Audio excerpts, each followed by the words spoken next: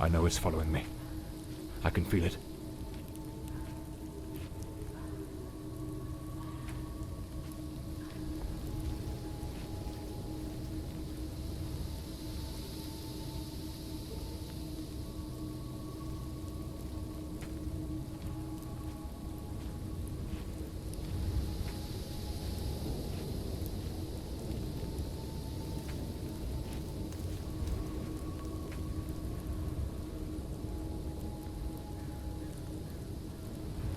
I shouldn't have taken such a risk.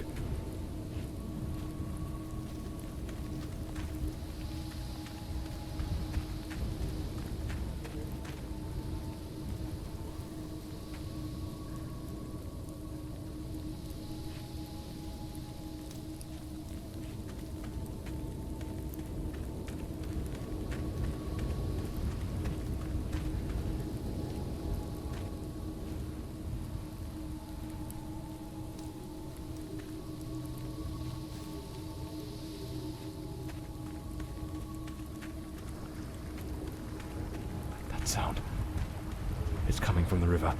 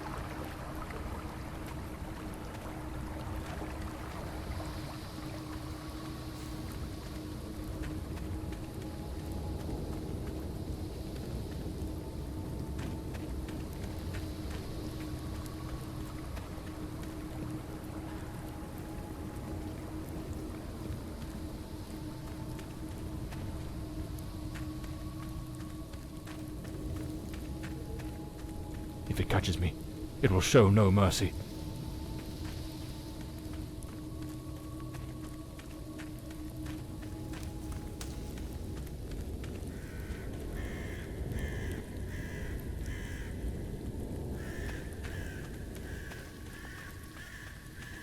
I know it's hidden somewhere in this forest.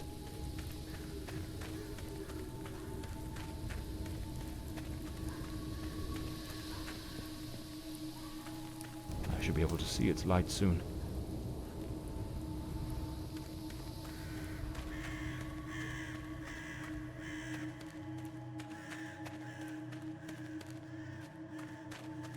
At last, I can gather my strength and plan how to face that monstrous thing.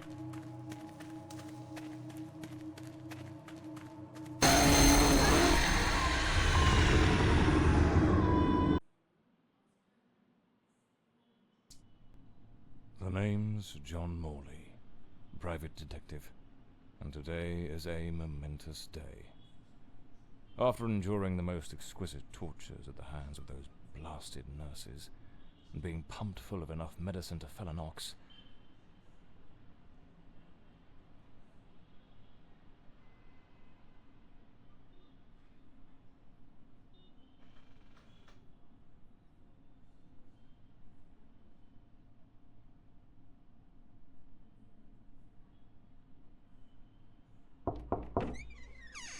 It appears you're awake at last. We had considerable difficulty rousing you earlier this morning, so I deemed it best to let you rest a while longer. I bring you good news. The latest test results are favourable, and the doctor has authorised your discharge. You are now officially ready to go. I have placed your belongings on the table. Oh, and a lady stopped by this morning with some clothes from the dry cleaner.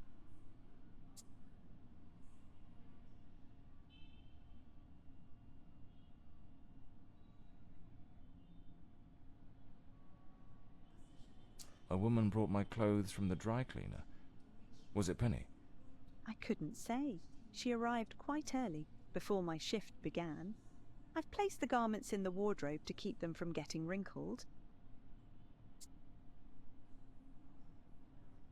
My belongings? I thought everything was already in the room. There are a few valuables and some coins we kept for safekeeping. They are in the box on the table. So I'm better now. Yes, you are much improved. Both your physical and psychological assessments have been satisfactory, and there are no impediments to your returning to your normal life. I've been having nightmares. The doctor has prescribed some medication that should help address any residual effects. This should assist in alleviating your nightmares. Now, if you'll excuse me, I have other patients to attend to. I wish you all the best.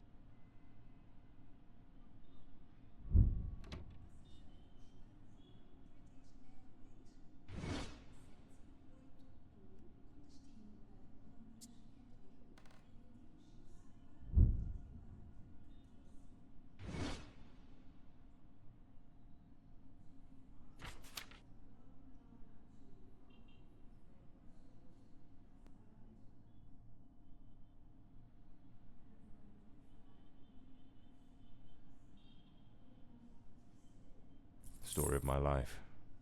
Nearly broke. That's me, the bloodhound Morley.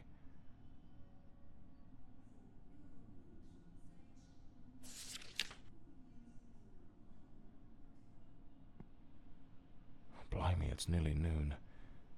I must have lost track of time in those blasted nightmares. I better get dressed.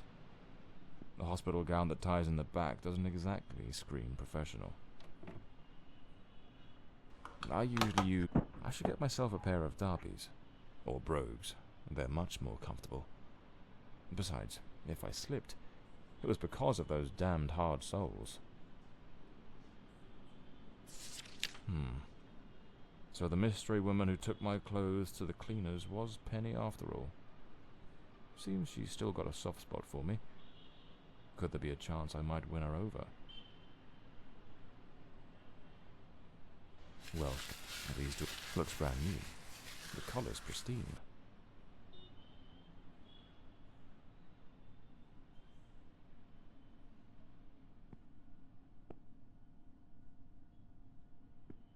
I'm not ready to leave just yet.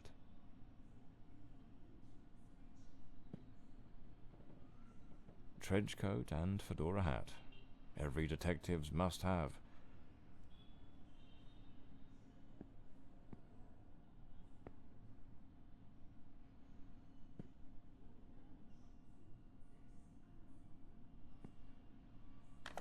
Blimey, what a fool I took onto that rain-soaked pavement.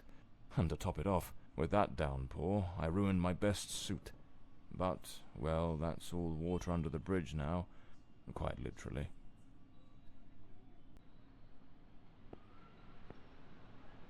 This note's from Penny, my secretary. She must have left it here a few days ago while I was still under observation.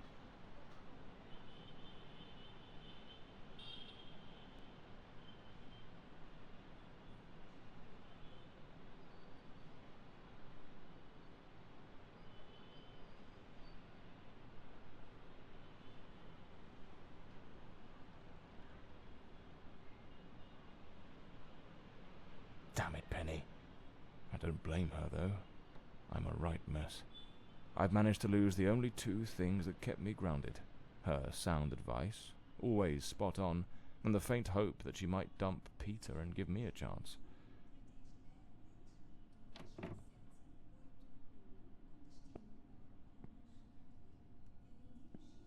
I'd better hurry up. Just like Penny says in her note, I might have a new client this afternoon. And with the way things are going, I can't afford to let that slip away.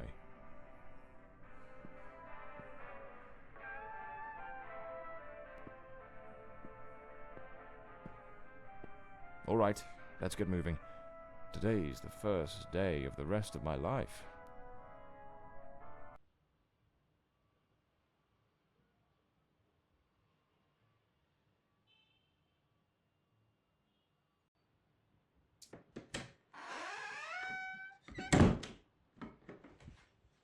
Back again.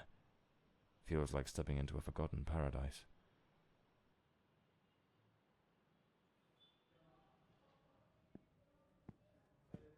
Everything's got that same old charm, and yet feels oddly new. This hospital stint's given me a bit of a new outlook. Maybe I'll take it a shade easier from now on, sticking to cases that don't demand a trip to the morgue.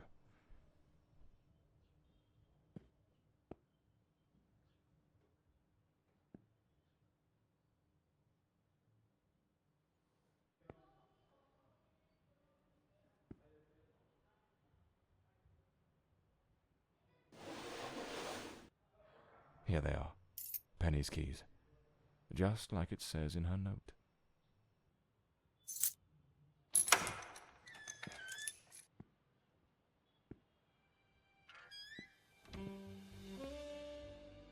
This case is worth its weight in gold. Everything you need for a portable lab.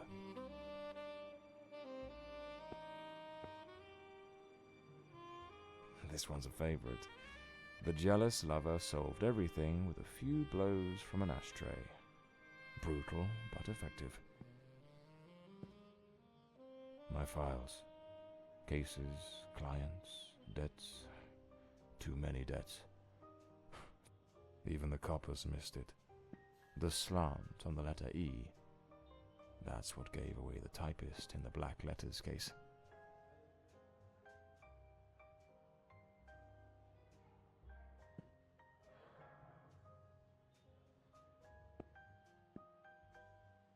Penny's desk. I ought to give her a ring and try to sweet talk her into coming back. If this new client brings in some decent dough, maybe I could settle what I owe her and use a little charm to win her over. So this is Peter. That smug grin's got "Punch Me" written all over it.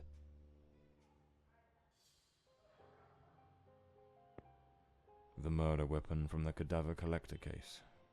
Nasty business, that one. The case of the Red Shoes murder. One of the most complicated I've faced. Finally. Case closed.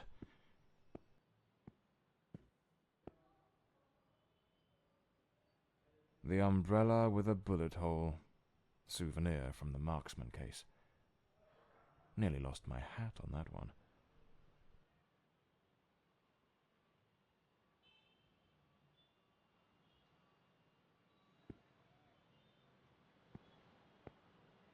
My desk, strangely tidy. Normally it's buried under papers, notes, bits of evidence. Penny must have wanted to leave everything spick and span before she walked out on me. Another one of my cards. But this one has my last name circled.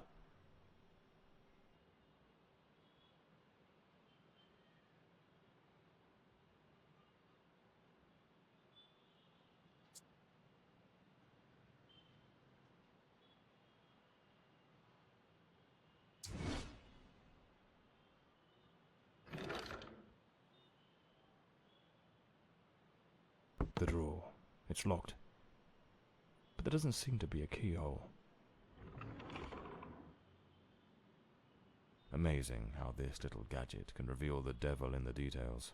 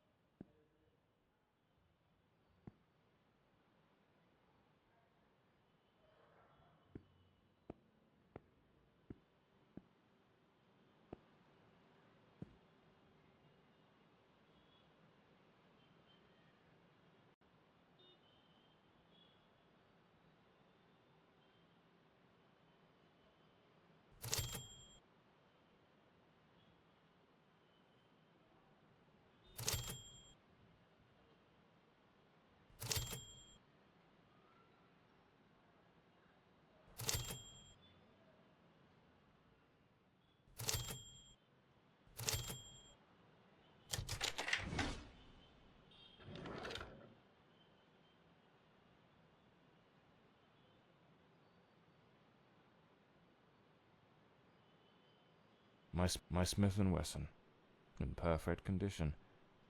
You never know when it'll come in handy.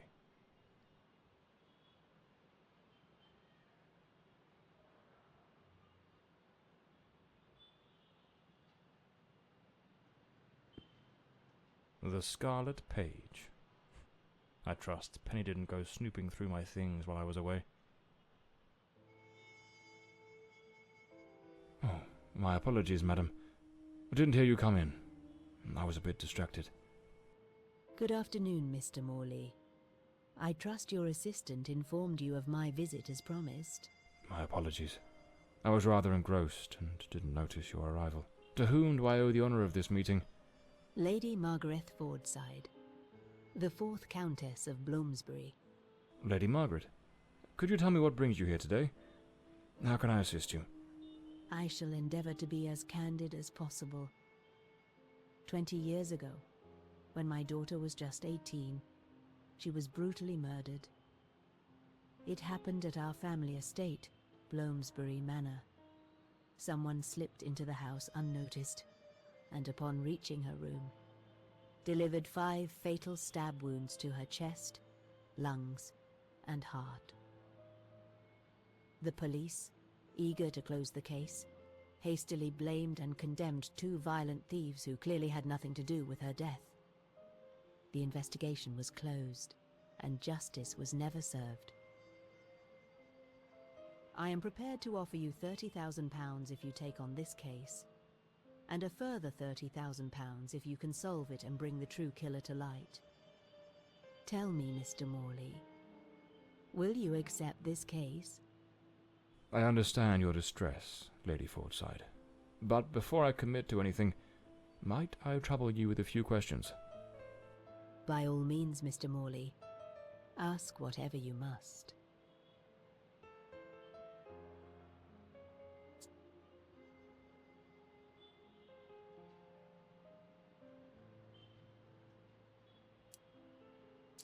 Tell me about Bloomsbury Manor. Do you still reside there? After Elodie's death, I abandoned the estate. I couldn't bear to remain there, to live within those walls.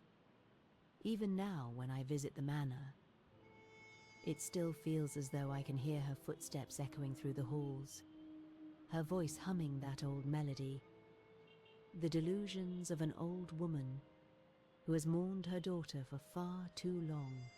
Mr. Morley, no mother should ever have to bury her child. Should you accept the case, Bloomsbury Manor would likely be the best place to begin the investigation. I shall not impede your work, as I now reside at Bedford Square, in the heart of the city.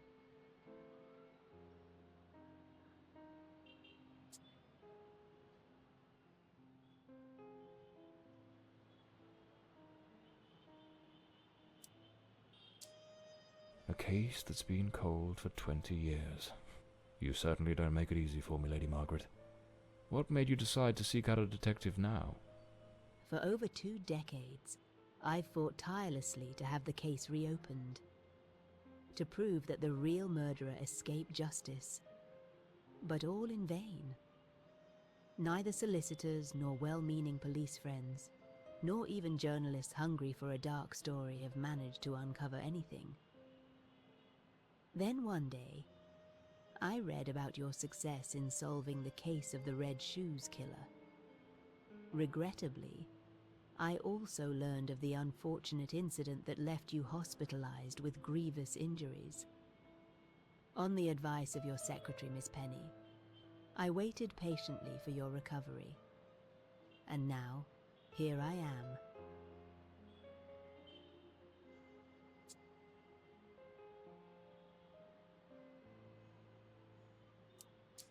Tell me about the men the police arrested. Why are you so certain they weren't guilty?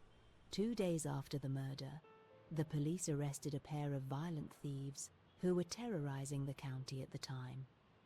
Though they swore their innocence in my daughter Elodie's death, their criminal record completely undermined their defense. Seizing the opportunity, the police locked them away for their crimes, and the case was closed. But what has always struck me as suspicious is that nothing was stolen on the night my Elodie was killed. If those thieves were truly the culprits, why would they murder her and then leave without taking a single piece of silver? It doesn't add up, Mr. Morley.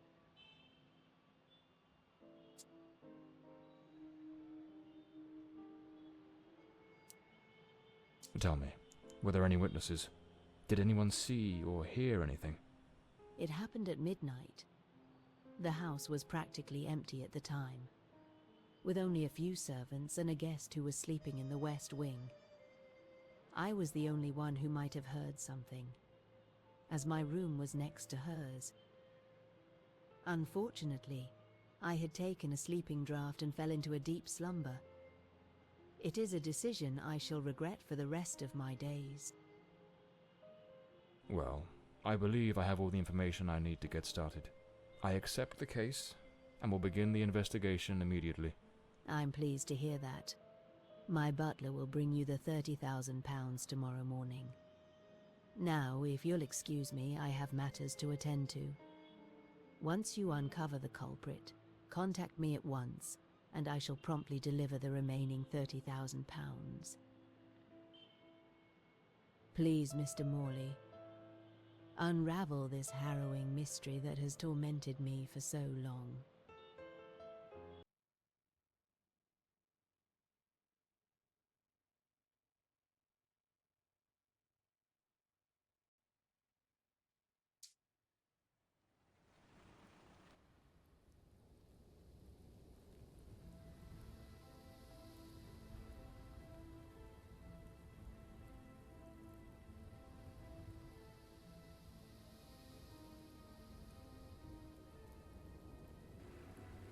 As I made my way through the dense forest path, a haunting silence enveloped the air. It was as though the very night of the crime still lingered here, shrouded in an eerie calm. The manor stood before me, its facade as inscrutable as the shadows that danced in the moonlight. Every step I took felt like a step deeper into the heart of a mystery that refused to be forgotten.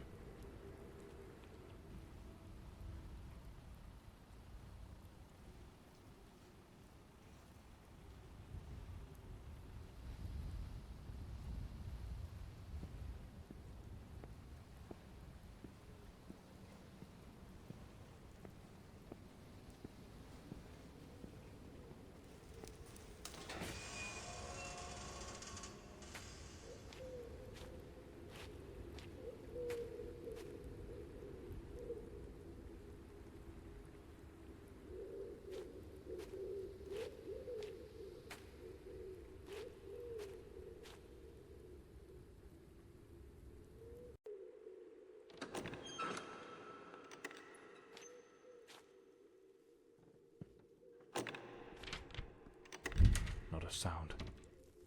The stillness feels heavy, like it's hiding something.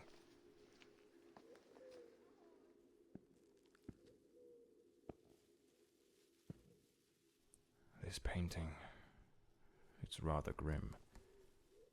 There's something deeply unsettling about it, almost like it carries a shadow of its own.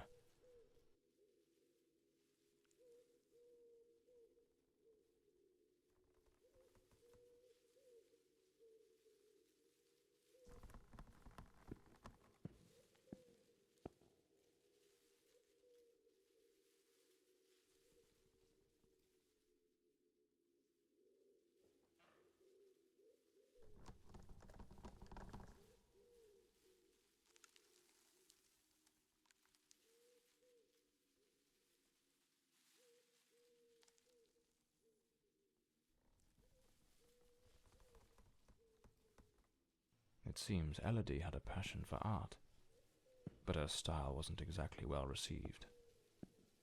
The door's chained up with a padlock. Looks like I'll need to find the key. A blue moon, fitting for a place haunted by its own secret. Looks like the countess left this for me. It could be useful for getting around the place.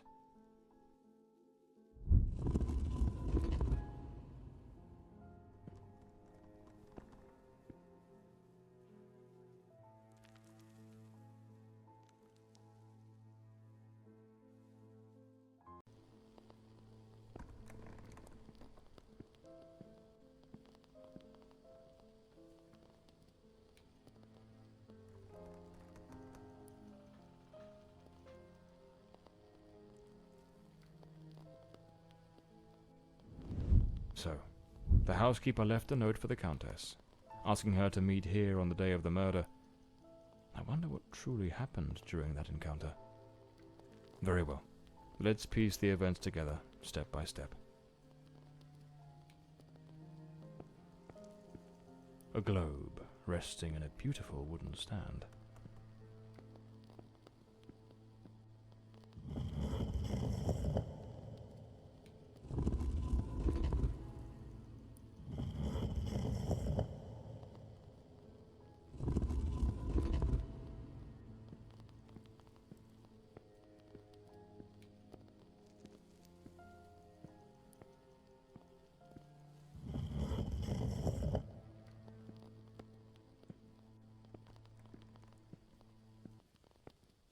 Two chairs.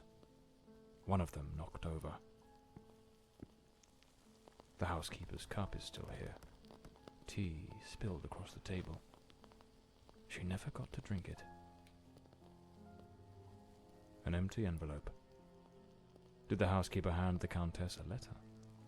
Lipstick stains. Same shade the countess wore when she visited my office.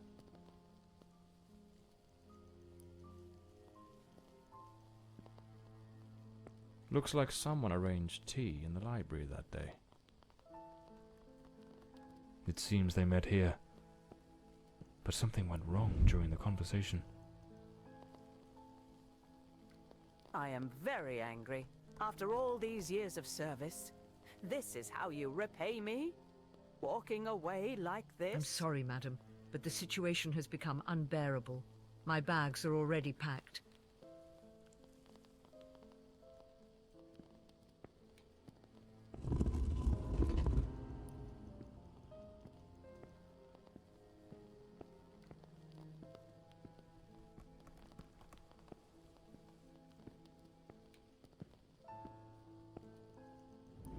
The countess threw the housekeeper out in a fit of rage. In her haste, the housekeeper forgot one of her bags. What was it that unsettled the housekeeper enough to abandon her post so suddenly?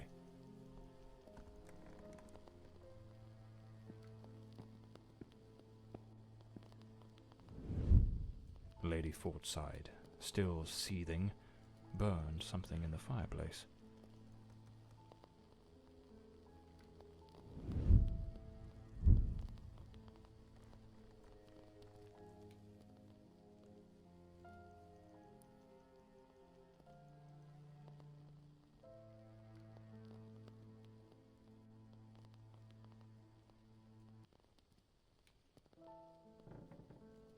The housekeeper resigned. Seems something, or someone, troubled her greatly. Enough to break the long-standing family tradition tying her to this place.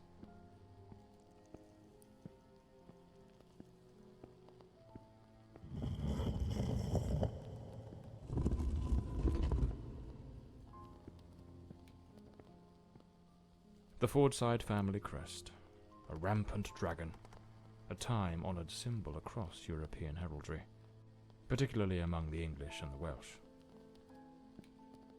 The lock has been concealed.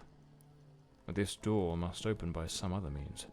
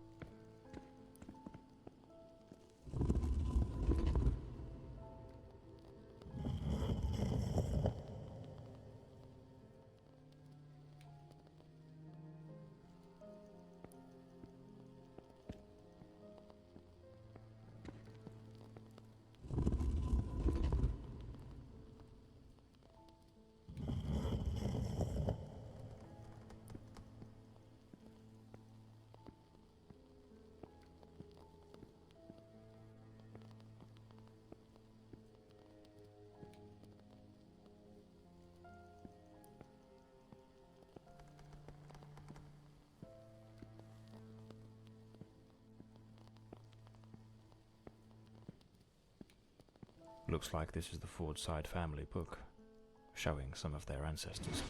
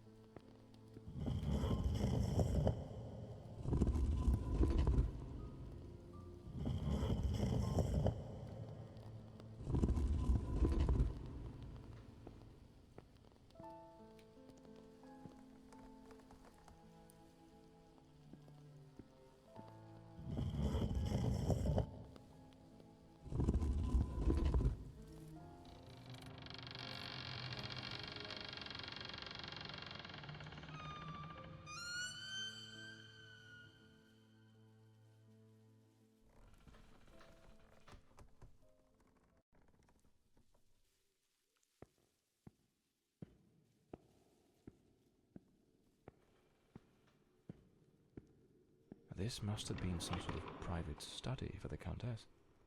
An old pocket watch. It probably belonged to Lord Fordside, Lady Margaret's husband. A British passport. Lord Fordside was undoubtedly a man of the world.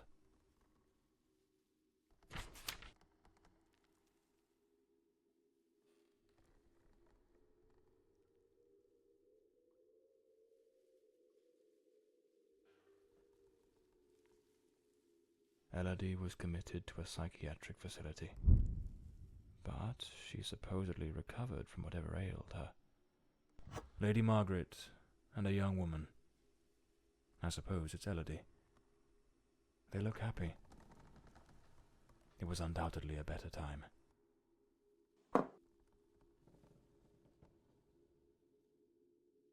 This looks like the key to the main hall. Could be my way into the heart of the house.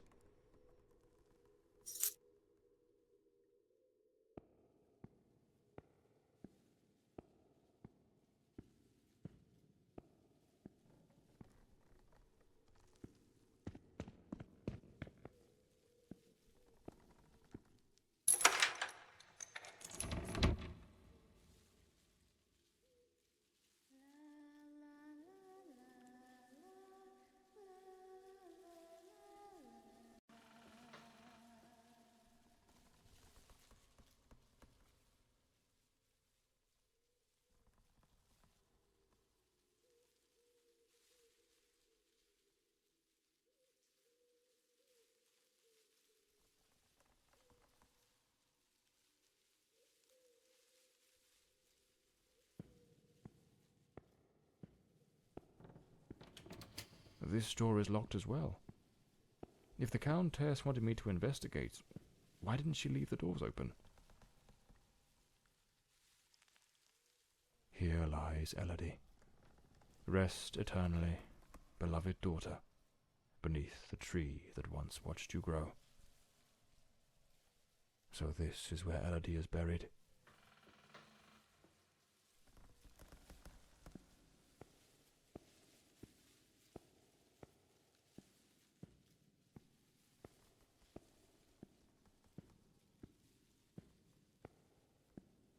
Layers of dried oil paint, left untouched for 20 years. It's as if time stopped the moment Elodie laid down her brush. Feels like the room's holding its breath, waiting for something to stir. Looks like the last painting Elodie was working on was of a ship at sea. The whole gallery is filled with maritime references. She seemed quite obsessed with it. A man with his back turned, watching a ship go down. This door appears to lead out to the back garden, locked with a padlock. I'll need to find the key. Looks like some sort of clue. Trace the tree's journey from birth to decay. Follow the path of the artist in a thoughtful display. Arrange the 4 stages and the door will obey. Unlock the path ahead as art lights your way.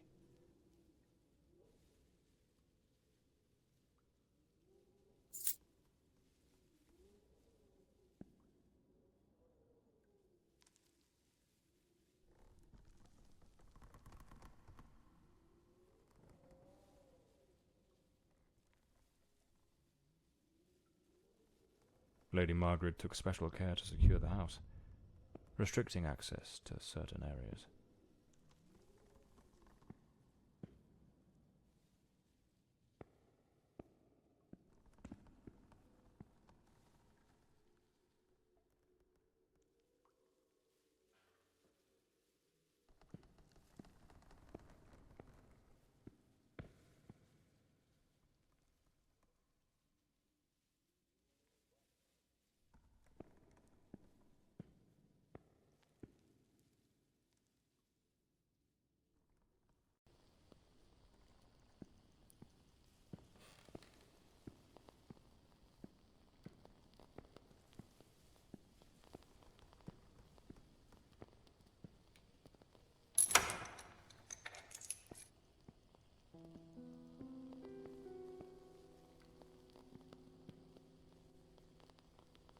A young woman screaming in the middle of the darkness.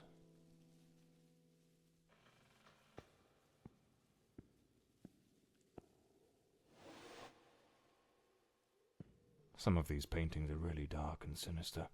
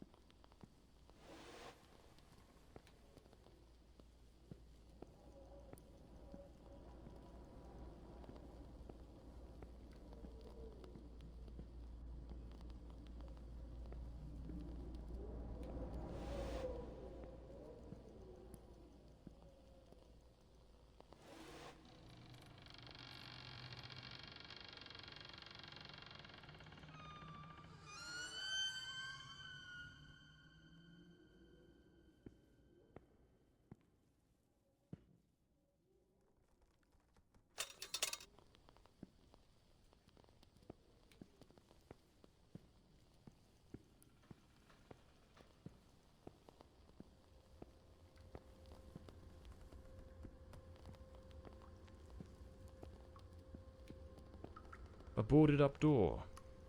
The access to the servants' quarters appears to be blocked for some reason. Something definitely happened here. Was it a struggle? It looks like this vase was shattered. Not just dropped, but smashed with intent.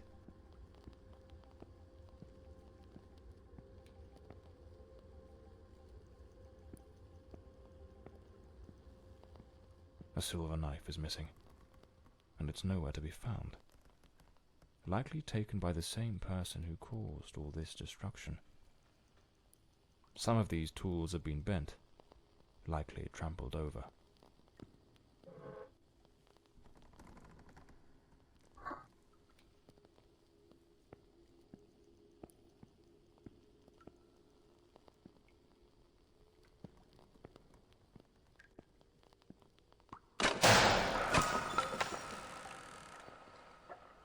Looks like the crowbar is broken. Lady Margaret, after the death of her daughter, dismissed the staff and left the mansion.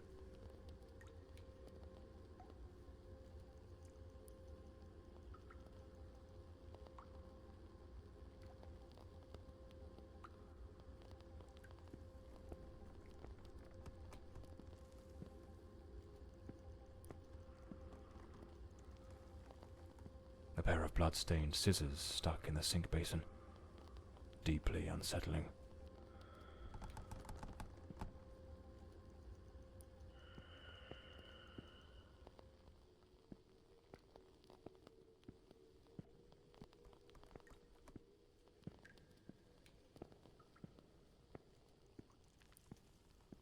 No doubt, this is the cook's room.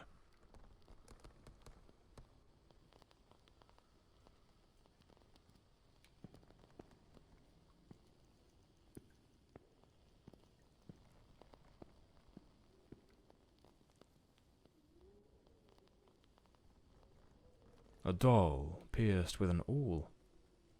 A warning? The young maid was an avid fan of actor Valentin Rudolph. What a collection of posters from his films.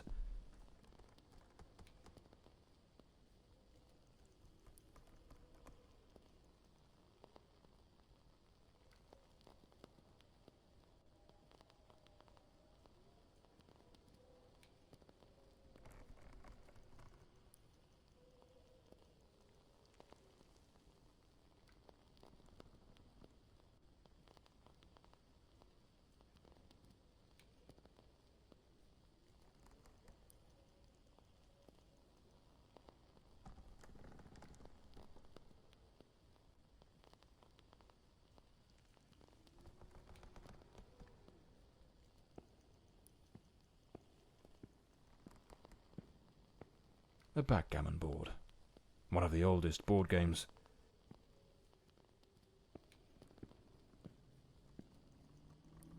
Miss Marver apparently knew her way around the tarot.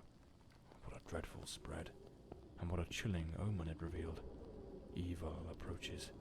It will bring death, and lay ruin to the house and all who dwell within.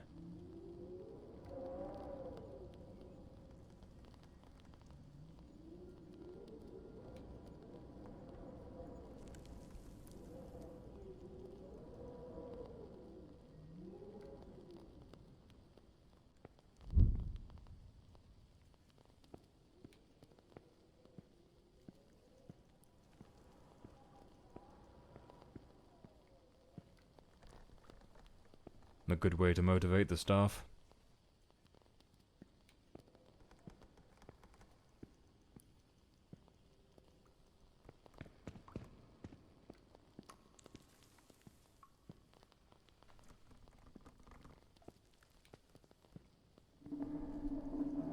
Is there someone else in the house?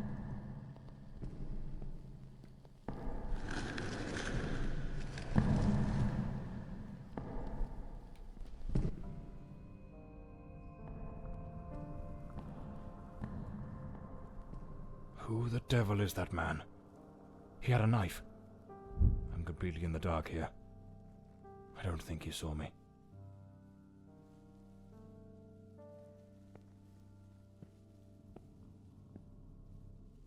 Those poor souls. Tragedy seems to have cast a long shadow over this family.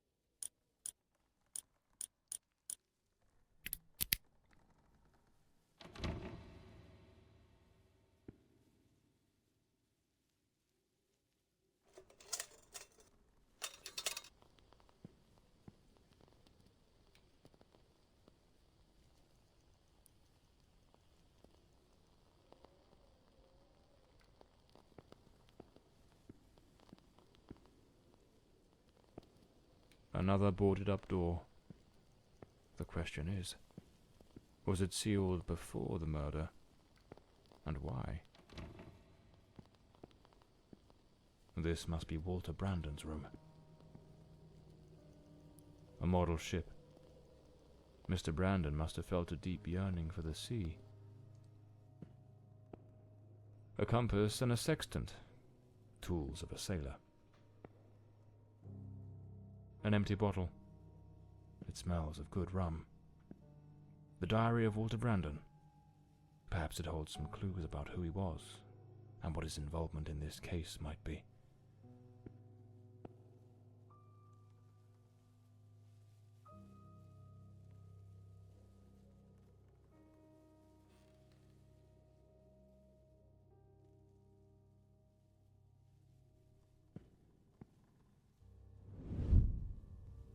I am terrified that man has found me.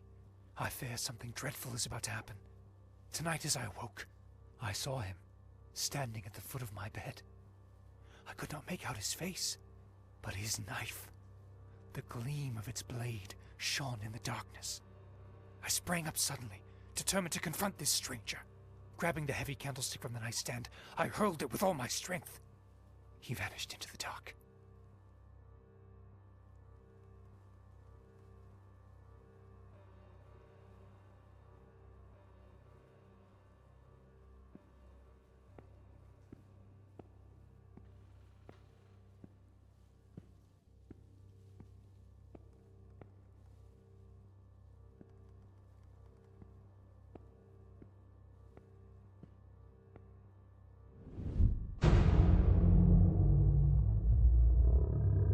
Coming here was a grave mistake. He has followed me, watching and lurking in dark corners, waiting to surprise me. I dare not tell Elodie. She would think the one thing I dread most for her to believe. I see him again from the window, watching me. His long hair and beard obscure his face, and he still holds that knife. He means to kill me.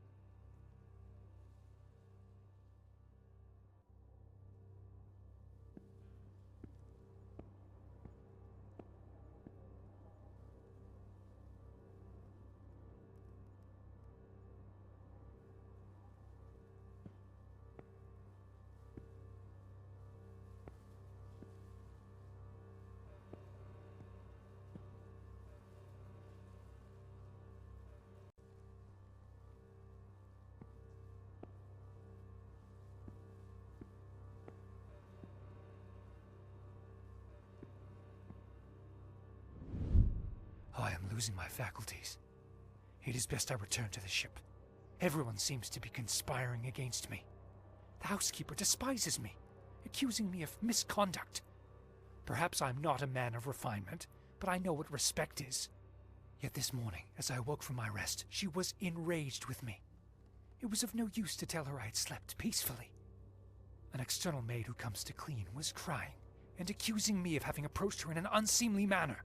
I would never do such a thing. I am a sailor, a man of the world. I know how to conduct myself.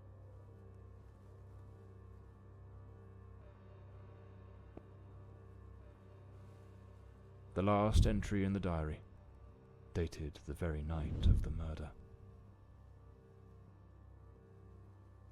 My beloved Elodie, why can you not believe this poor sailor who only wishes to love you? I have left everything behind. My ship, the sea, all my world, just to be by your side as you asked me to. Damn it. I can hear the man with the knife coming up the stairs from the hall. I need to hide. Walter was terrified. What in the devil was happening here? It seems this trunk was all Walter owned. I should take a look at it.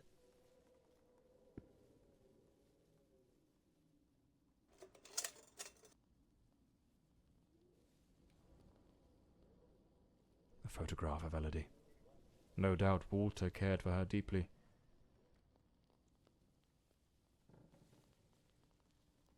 Looks like the key to the back garden. I better head back to the staircase gallery. Pretty sure I saw a door to the outside there. Seems I'm not the only one with a fondness for hats.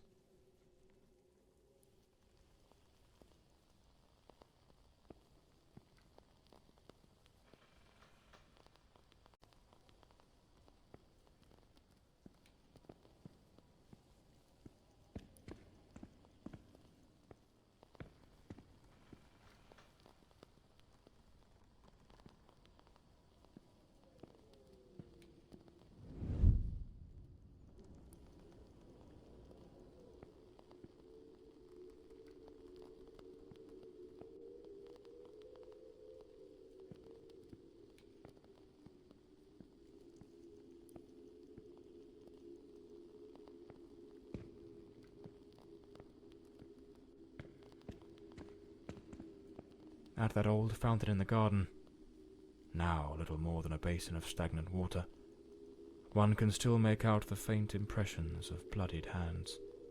It seems almost certain the killer stopped here, in a hurried attempt to wash away some of the blood spattered across his body.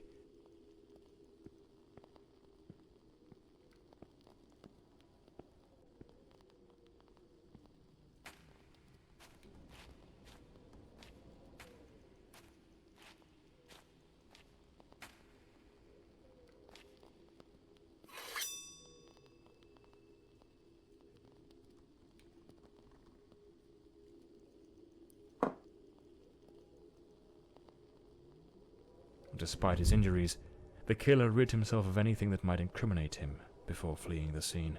The boots, the coat, even the knife. It's a chilling thought, but those very items remind me of the figure seen lurking near the manor, the same figure Walter Brandon spoke of with such dread, and perhaps the very one who was said to have harassed the maids. That mysterious presence was, in all likelihood, the murderer of Lady Fordside. Well, this ought to do the trick for that boarded-up room upstairs, just by Walter Brandon's room.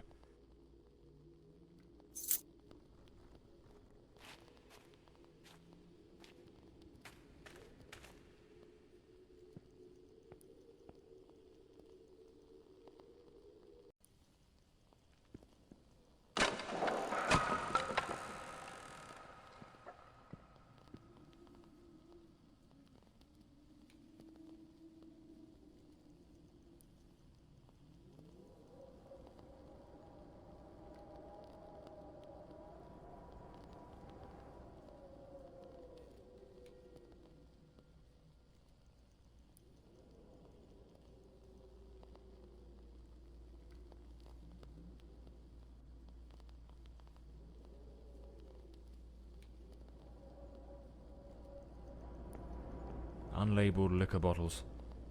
The damp and the passing years have likely worn away whatever once marked them. There's a distinct scent of wormwood, the plant at the heart of absinthe. Thujone, its active compound, could provoke hallucinations.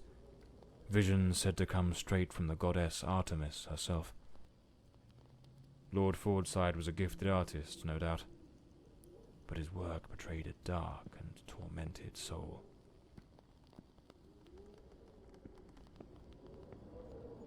A sharpening wheel.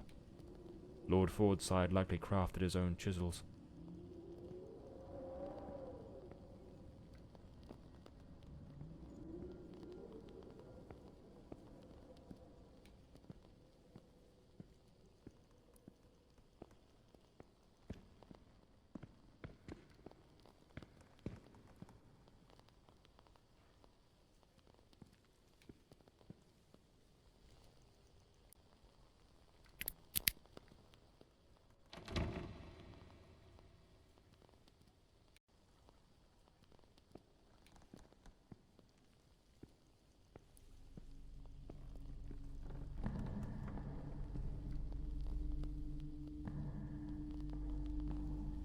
Him again.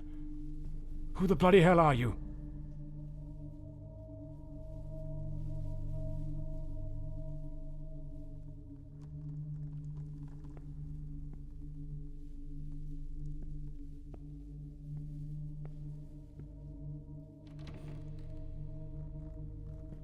This room looks like it belongs to a woman.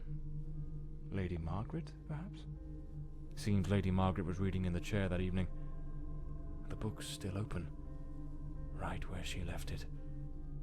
It's a damn fine bottle of wine. No one in their right mind would open a vintage like this and leave it abandoned, unless something rather urgent interrupted the evening.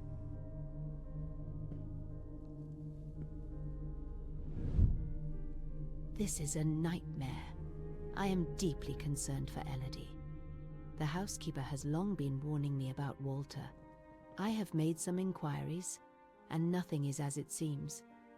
Elodie remains blissfully happy with him in the house. I am at my wit's end. Since her return from the sanatorium, she has been positively radiant, a true beacon of light. They go out together and seem to have a splendid time. He appears very close to her. This is in stark contrast to the picture painted by the housekeeper, which is a complete contradiction. The bed is made. The countess hadn't yet gone to bed on the night of the murder.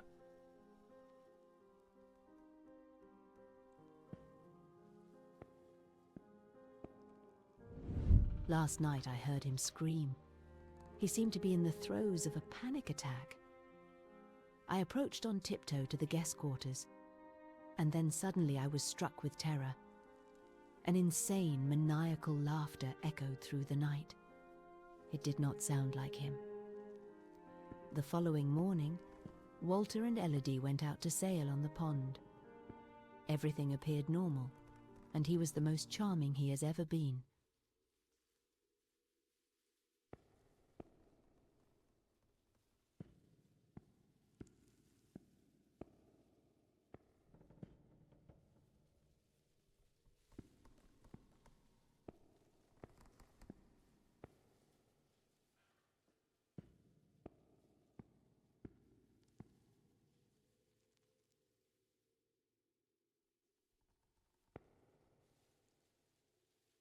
Something made of glass has shattered here.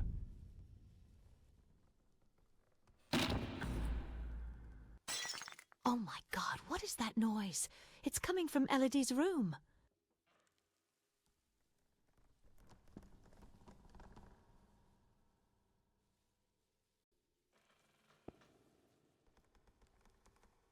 The fireplace tools, all knocked over on the floor. And unless my eyes deceive me, the poker appears to be missing. Oh my God, Elodie! Lady Margaret, quite agitated, grabbed the fireplace poker and rushed toward Elodie's room. A key. Likely the one to Elodie's room. Lady Margaret lied to me.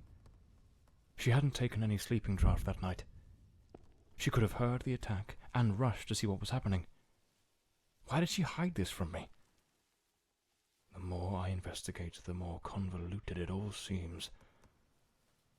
I should head to Elodie's room to search for answers.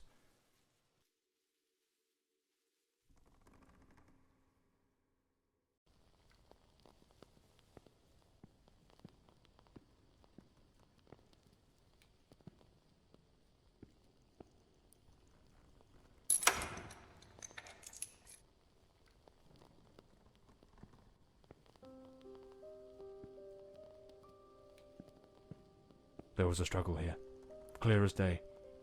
Not a clean break-in. The killer wasn't subtle. Photograph of Lady Fordside and Walter Brandon. If my memory serves me right, looks like it was taken at Westland Asylum. A rag doll, tossed on the floor. I'd wager it used to sit neatly on the bed. Either it was knocked over in the scuffle, or perhaps Elodie dropped it herself in the panic.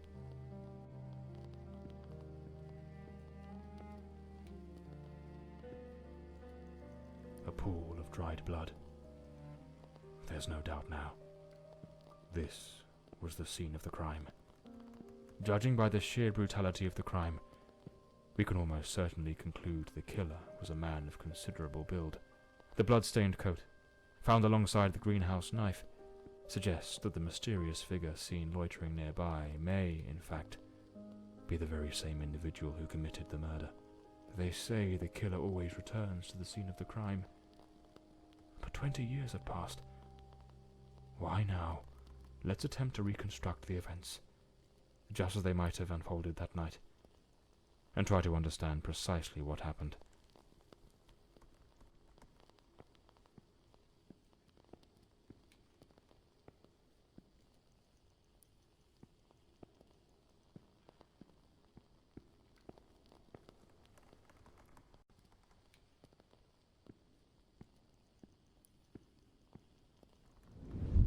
A teacup on the bedside table. Elodie must have lain down that night, perhaps already drifting to sleep.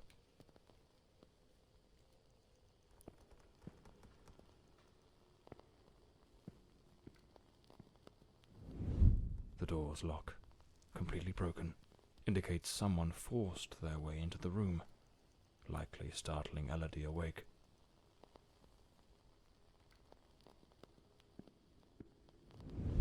Elodie tried to flee, but the killer cornered her near the vanity.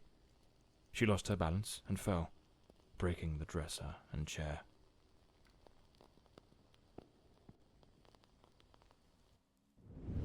The killer dragged her to the bed against her will. In the struggle, one of the vases fell from the mantelpiece.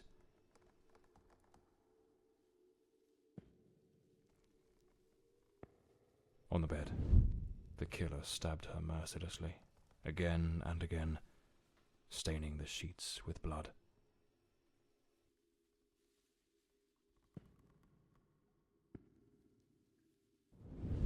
That's when Lady Margaret arrived, striking the killer with the fireplace poker, knocking him away from Elodie. Wounded, the killer fled the scene, but it was already too late. Elodie was already dead.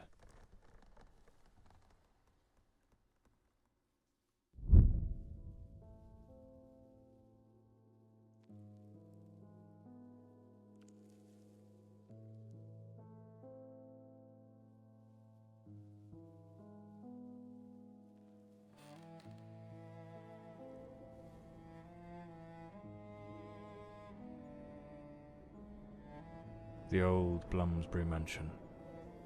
It choked my thoughts.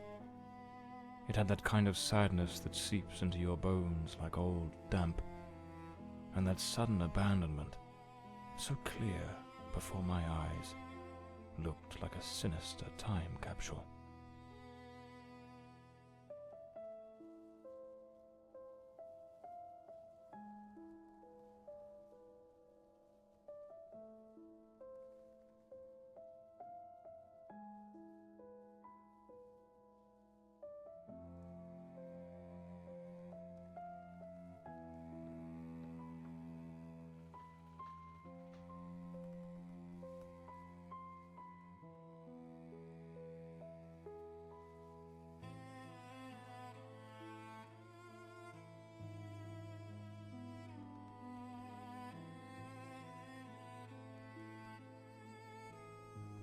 One thing was certain.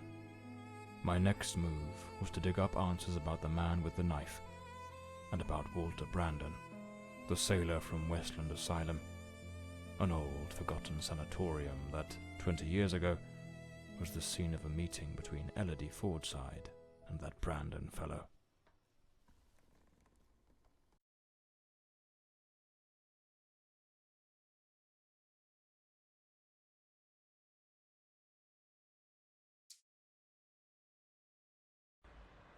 It was an ungodly hour when my battered car crept along the winding, shadowed road leading to Westland Asylum.